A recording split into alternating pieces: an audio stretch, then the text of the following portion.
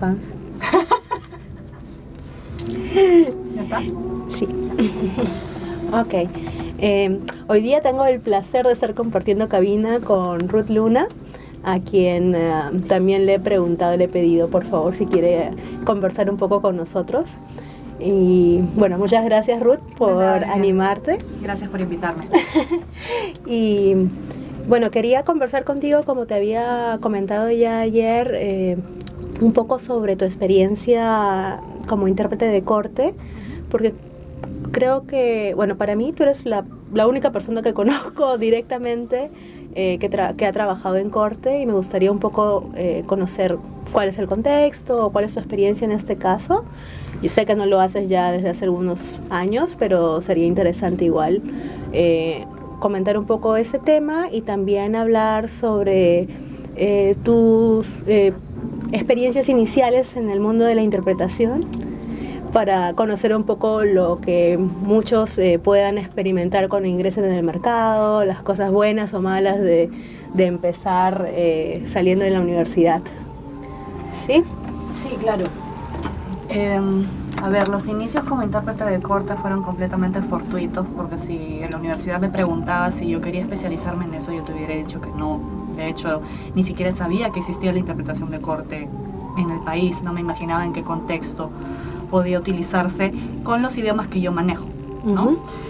Que son inglés y alemán. Resultó que después de graduarme se me presentó la oportunidad de enseñar en la Universidad Ricardo Palma, y eso estuve haciendo durante algún tiempo. Pero aunque me gustaba enseñar, pensé que si no tomaba una decisión drástica y renunciaba ya, después de 3 semestres de enseñar, me iba a quedar enseñando siempre sin llegar a realizar mi sueño, que era el de convertirme en intérprete simultánea. Entonces tomé una decisión basada en un salto de fe, porque no tenía ninguna perspectiva laboral en vista ni nada, y simplemente un día comuniqué que ya no iba a seguir trabajando en el siguiente semestre. Y lo que pasó fue algo que yo pienso que, bueno, no sé, la vida te ayuda cuando tomas una decisión difícil. Y es que a los 3 días de dejar de trabajar, estaba en mi casa y me llamó la señora Elsa Medina, que es, si mal no recuerdo, gerente general de la empresa Learning, que en esa época, y me parece que ahora también, es la que tiene la licitación para proveer los servicios de interpretación de corte al gobierno peruano. Y entonces lo que me dijo fue que necesitaba intérprete de corte en idioma alemán, y que acababa de llamar a Erika Yes, que era mi ex jefa en la universidad, para preguntarle quién podía hacer el trabajo, y Erika le había dicho que probablemente yo estaba libre todavía. Y así, 3 días después, se me presenta esta oportunidad de a la semana siguiente hacer esta primera diligencia de todo este asunto. Entonces mi experiencia como intérprete de corte básicamente se centró en un delito principal, que es el de tráfico ilícito de drogas, ¿no? Las personas, digamos, que decidían por razones X involucrarse en esa actividad y que los atrapaban en el aeropuerto, como es casi siempre el caso, obviamente después necesitaban servicios de interpretación, mayoritariamente de inglés, algunos casos en alemán. Lo interesante de eso fue que de los servicios solicitados en inglés, no todos eran para personas que hablasen inglés como primera lengua. Se daban casos, por ejemplo, de ciudadanos filipinos. Aquí no hay intérprete de Tagalog. Entonces, ¿qué otro idioma usaban? Inglés. Y entonces eso me sirvió muchísimo para desarrollar un oído en cuanto a los acentos. Exacto, ¿no? Claro. Que es importantísimo también, porque no siempre te vas a topar con el British English, o, ¿no? Claro que sí. O con el Oxford English, o nada de esto. Entonces, bueno, fue una experiencia bonita, aunque también impactante. De esa primera diligencia me acuerdo que lo que más me impresionó fue ver a un ser humano tras las rejas, porque literalmente, o sea, las audiencias, esa audiencia que me tocó llevar a cabo, se llevaba a cabo en el penal Sarita Colonia. Entonces, de hecho, bueno, entrar a un penal, aunque entras a un espacio que está dedicado a... civiles. como civiles, ¿no? Me refiero, es un espacio donde puede ingresar una audiencia donde entran también periodistas, donde puede entrar cualquier otra persona sí, aparte en general, del intérprete. las audiencias son públicas, Exacto. entonces podrían entrar cualquier persona. Obviamente yo no entraba donde estaba el público, sino que entraba, digamos, junto con los abogados y los fiscales y todo. Y obviamente en cada sesión te toman un juramento, ¿no? Te toman un juramento y te explican que si no traduces fielmente, arriesgas cárcel. Entonces es muy alentador si tú... la primera vez, sobre todo. La primera vez no te lo esperas, no lo sabes, porque esa fue... O sea, aunque yo fui con un intérprete guía a esa primera diligencia, al señor se le olvidó ese pequeño detalle.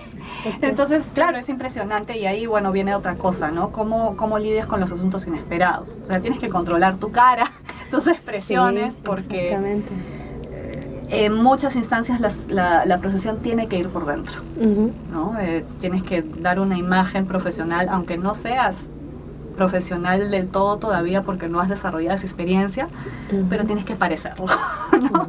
Claro que sí. Entonces, bueno, por ahí fue mi experiencia, y el ver a una persona tras las rejas realmente es impresionante, claro, ¿no? Que sí. Y bueno, no sé qué te interese más saber con respecto a ¿Y continuaste entonces? ¿Esa fue la primera experiencia, sí, la primera vez? ¿Y sí, por cuánto tiempo continuaste yendo a corte? Lo hice más o menos durante 3 años, y la razón para dejarlo fue también de índole casi práctico. Bueno, ni tan práctico. Lo que pasa es que yo, dado la impresión emocional que tuve, ¿no? De ver a una persona tras las rejas y de lidiar durante bastantes años con esta situación de una persona que tomó decisiones tontas en la vida por X circunstancias y se vio involucrada en una situación que lo lleva a la cárcel en un país que no es el suyo y en un idioma que no es el suyo. Entonces yo me prometí a mí misma que yo iba a dejar ese trabajo si ocurrían 2 circunstancias. Una, si es que yo ya no me sentía conmovida por el drama de estas personas, y obviamente que hay conmovida hasta ciertos límites, porque uno tiene que saber también separar la parte emocional, no se puede involucrar tampoco con el drama, porque si no terminas enferma, ¿no? Y esa parte la tenía muy clara, y me parece que la manejé bien en esos años. Y el otro motivo por el cual yo decidí que renunciaría era si alguna vez me sentía como que atascada profesionalmente, o que sentía que ya no tenía posibilidad de seguir aprendiendo. Sí. Y lo segundo fue lo que ocurrió, porque son procedimientos legales que son siempre los mismos, y llegó un momento en que hasta las excusas de los procesados ya te las sabes. Eran muy similares, ¿no? Todos bueno, llegaban al Perú como turistas supuestamente, y llegaban al Larcomar, por poner un ejemplo, y alguien se les acercaba y les proponía un negocio que resultaba ser que era llevar drogas al exterior, ¿no? O sea, yo he ido 1000 veces al Larcomar y hasta ahora nadie se me acerca, ¿no? Pero ellos sí. Qué curioso. Entonces, bueno, uno empieza pues también ya no es tan ingenuo, comienza a desarrollar ese discernimiento y todo. Pero como te digo, el procedimiento era lo mismo, la terminología era la misma, siempre viendo a la misma gente, y también estaba haciendo interpretación básicamente consecutiva, y yo quería entrar en cabina, ¿no? Eso era lo que todavía me faltaba hacer y lo que quería hacer. Entonces, otro salto de fe, dejé de hacer lo que estaba haciendo, y bueno, se fueron abriendo puertas igual, ¿no? O sea, llamadas, contactos. ¿Y cómo ha sido ese salto, eso, dejar, bueno, trabajabas de corte y decidiste entonces empezar a trabajar independientemente como intérprete simultánea? ¿Y fue fácil al comienzo encontrar esos contactos, esas llamadas, la universidad, los contactos? ¿Cómo es que uno empieza a formarse, digamos, un pool, un grupo de contactos que te puedan ayudar para continuar en este ámbito?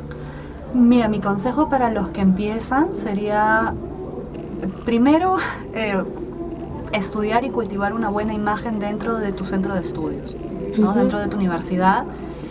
O sea, fórjate desde ya la imagen de una persona que trabaja cuando tiene que trabajar, de que tiene una imagen personal cuidada y de que tiene suficiente criterio como para que tu profesor sepa que no vas a meter la pata en una circunstancia difícil o en la que se necesite cierta diplomacia o cierto manejo de situaciones conflictivas.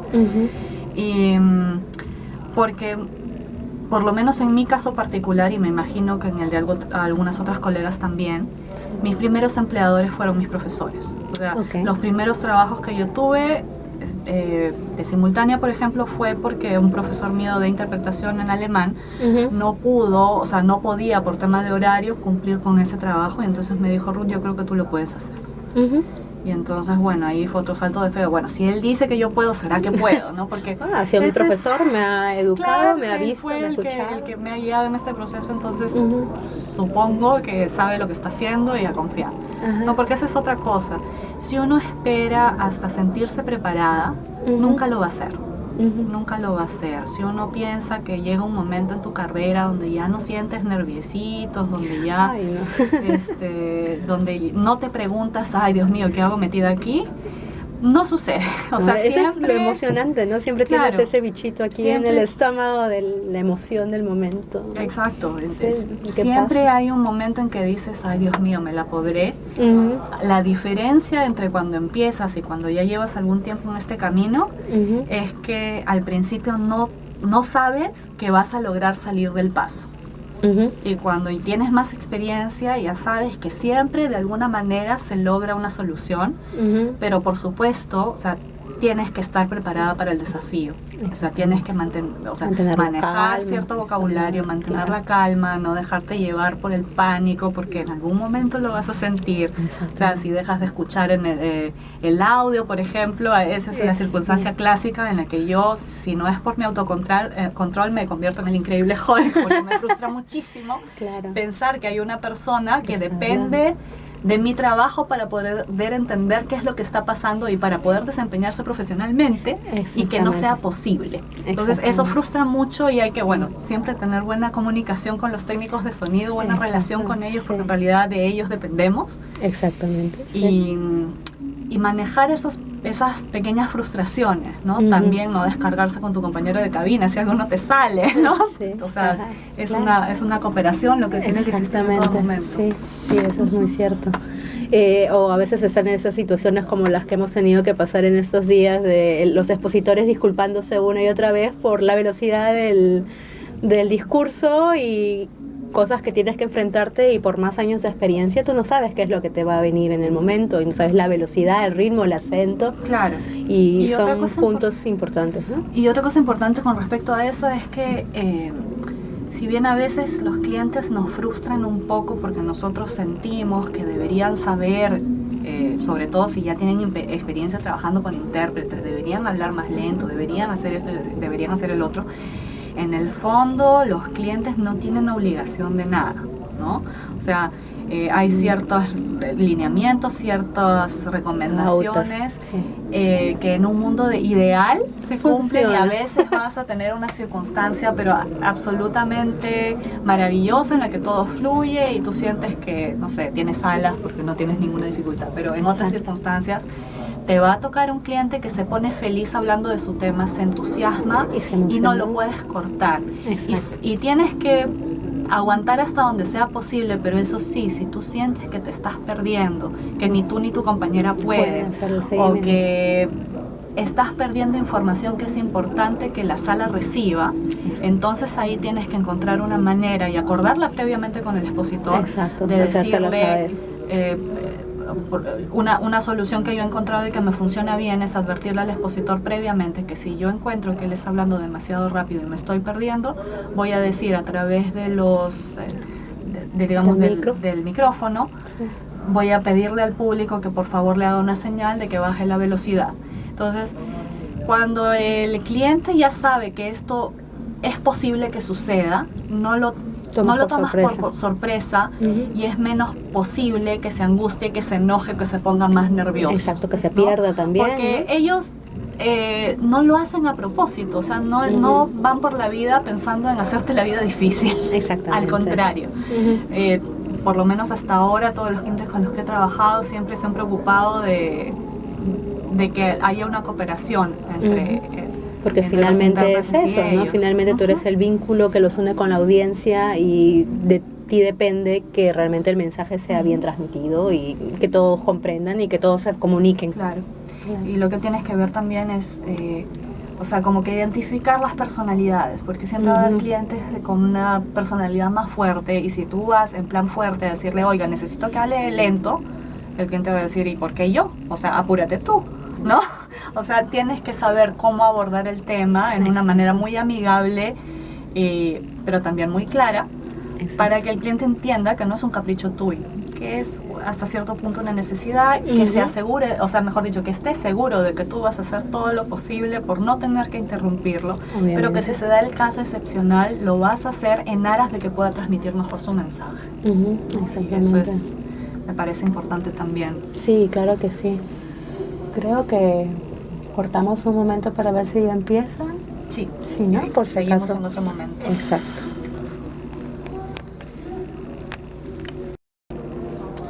Ok, y la pregunta que hice inicialmente, la parte de la pregunta que hice inicialmente sobre los errores que uno comete cuando está empezando, cuando está ingresando en el mercado y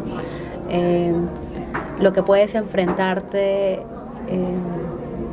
al no conocer el mercado, al ser nueva. ¿Qué tipo de experiencias puedes compartirnos al respecto? A ver,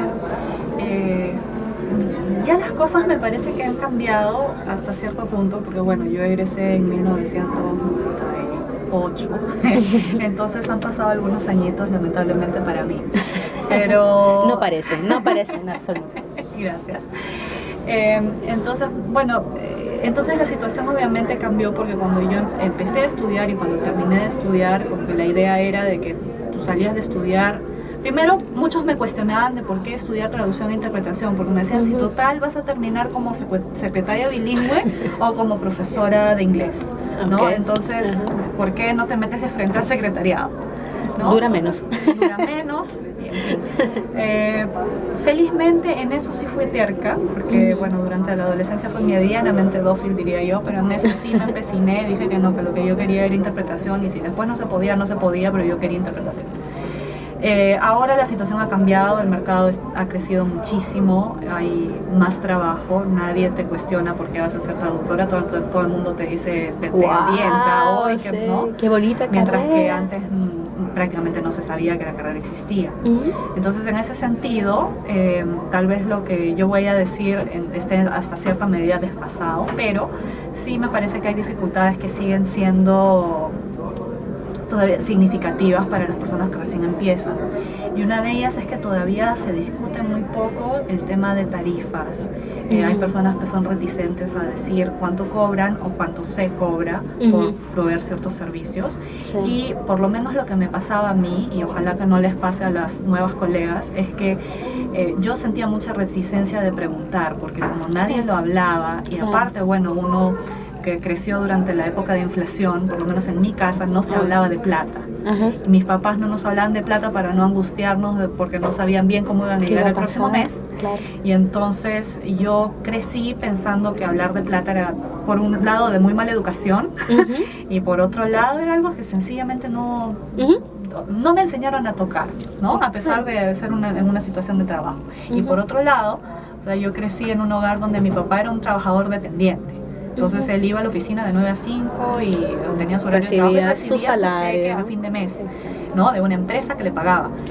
Y yo no estaba tampoco preparada, o sea, cuando yo ingenuamente empecé a considerar el mercado laboral, yo decía, voy a trabajar como traductora en una empresa. Después me di cuenta que eso no existe necesariamente, ¿no? O que es una situación bastante infrecuente, que la mayoría somos trabajadores independientes, ¿no? Entonces, el error que cometí fue precisamente ese, de no preguntar, de no tener la valentía hasta cierto punto de preguntar cuánto se paga, cuánto es lo lícito, digamos, de por un lado ofrecer y por otro lado pagar, ¿no? Por una referencia, servicio, como una referencia.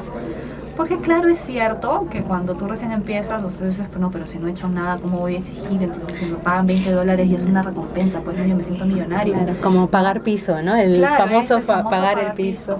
Sí. Y hasta cierto punto, bueno, se hace, pero si tienes ya cierta experiencia, entonces, se te presenta la oportunidad de dejar de pagar piso, entonces deja de pagar piso inmediatamente, porque no le haces ningún favor al mercado aceptando trabajar por tarifas ínfimas, ¿no? Entonces, esa sería la principal recomendación, o sea, no tengas miedo de preguntar, llama a una colega, si necesitas, hasta finge ser un cliente o pídele a alguien que pida una cotización por ti, cosas así, si es que no encuentras apertura.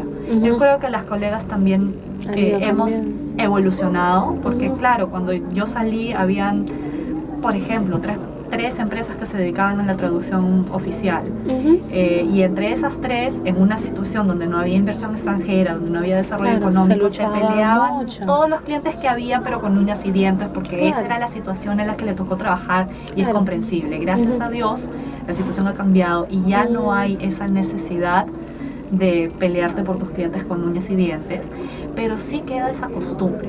No tener miedo de hablar de plata, porque básicamente te vas a pasar tu vida negociando tus tarifas y negociando básicamente lo que te va a permitir vivir, ¿no? Y es bueno y es lícito, es válido tener una vida cómoda, sobre todo porque el trabajo que hacemos, aunque nosotros lo consideremos como un servicio de buena voluntad, porque nos encanta, o por lo menos a mí y a ti nos encanta servir a la gente, que se sientan satisfechas con nuestro trabajo, ayudar a las personas a comunicarse, es en esencia un apostolado, porque estás en un restaurante y te mueres de ganas de ayudar a la persona que está luchando para entender el menú, y a veces lo haces y a veces te das cuenta que tampoco es ni necesario ni adecuado en un determinado momento, ¿no? Entonces, pero a lo que voy es que como consideramos esto un apostolado, a veces pensamos que tenemos que hacerlo gratis o que no nos importa hacerlo gratis, pero ya cuando empiezas a adquirir responsabilidades en la vida, te das cuenta que es necesario, ¿no? Es necesario, y como les decía, no le estás haciendo ningún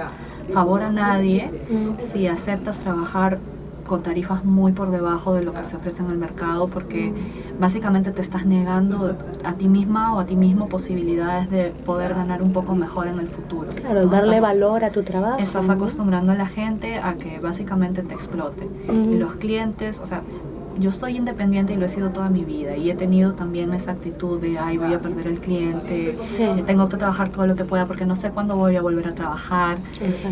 Pero lo cierto es que la reputación profesional te la vas construyendo de cliente en cliente. Entonces, siempre es tratar de hacer el mejor esfuerzo posible, y se va corriendo la voz. O sea, a mí me pasa una cosa, cuando yo postulo para hacer un trabajo, a veces no me resulta la licitación, pero al final siempre termino trabajando porque alguien escuchó que mi trabajo era bueno y me recomiendan, y muchas veces esas recomendaciones valen más que, no sé, todos los currículos que puedas postear en LinkedIn o en cualquier otra red social. Exactamente. ¿No? Entonces hay que cuidar muchísimo los contactos, esto se vincula con lo que dije anteriormente. Claro, y tiene que ver mucho con también la buena relación que tienes con tus compañeros de cabina, porque son los colegas normalmente los que te van a referenciar, los que van a dar fe de tu trabajo y de tu buen rendimiento en la cabina. Entonces, finalmente, quieras o no, eso también es súper importante, ¿no? Y a veces no lo pensamos. Y lo otro importante que a veces también dejamos de lado es que a mí me ha tocado que me llaman empresas de traducción con las que no había trabajado antes. Y resulta que la persona que me recomendó fue el técnico de sonido.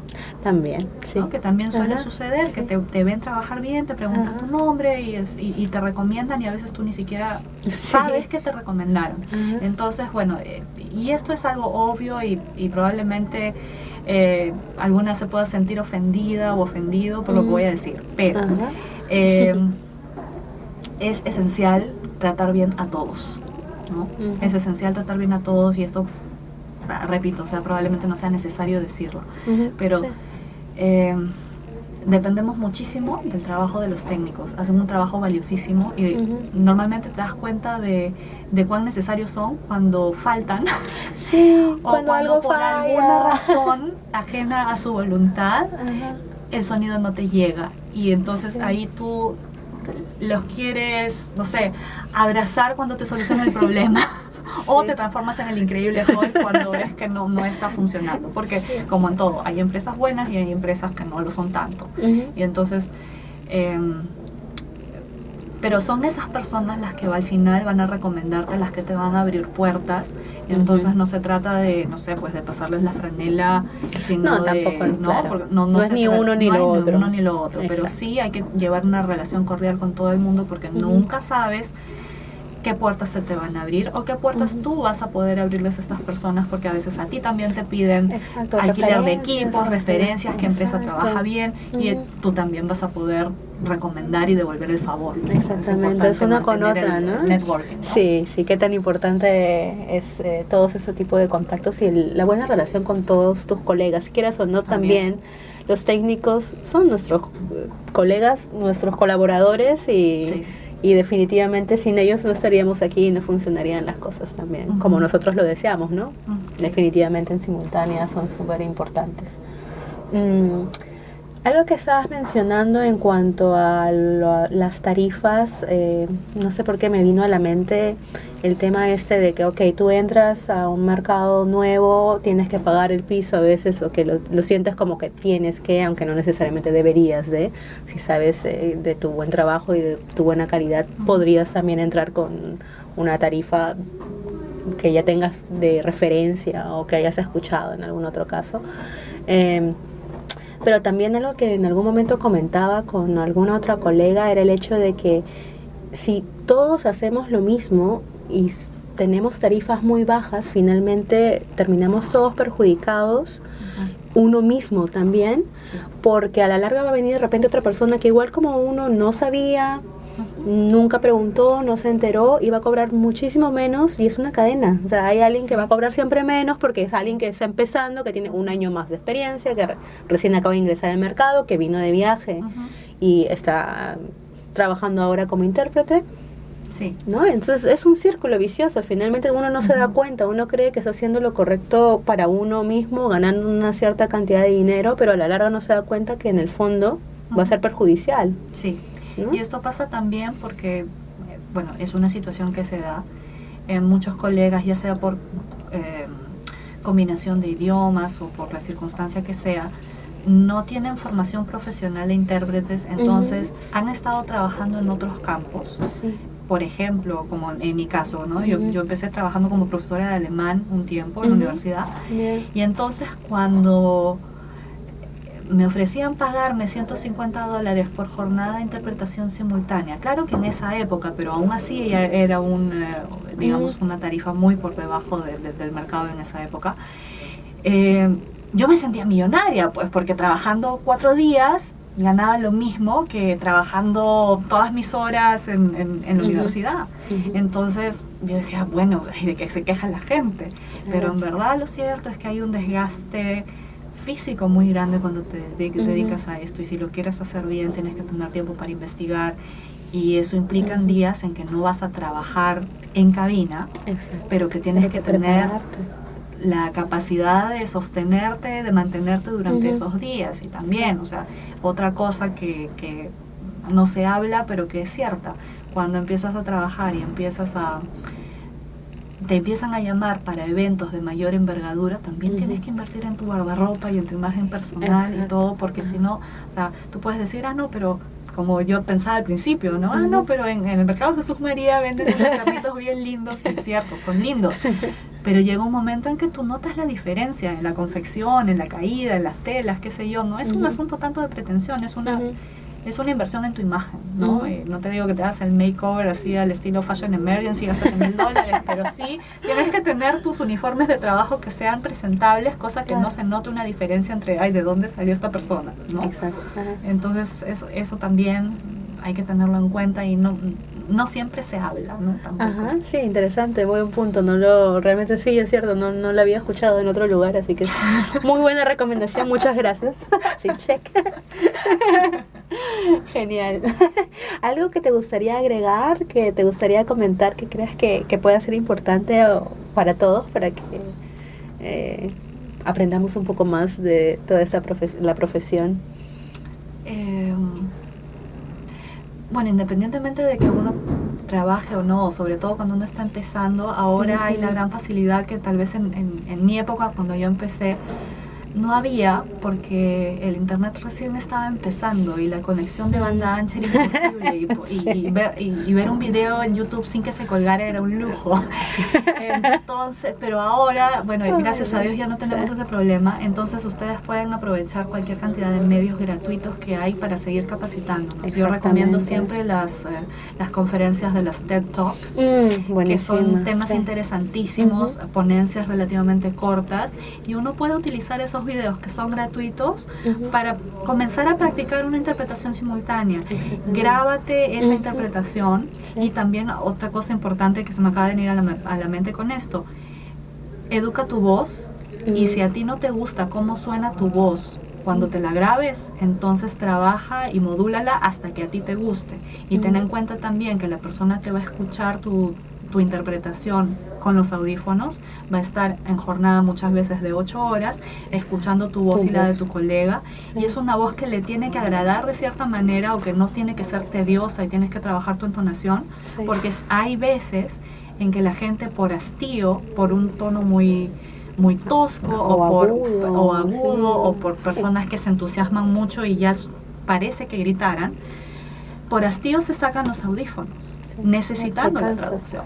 Entonces hay que evitar esas situaciones y hay que entrenarse para eso, porque otra vez probablemente eso no te lo enseñan todavía. Si te lo enseñan, fantástico, las cosas han cambiado mucho verdaderamente desde que yo estudié,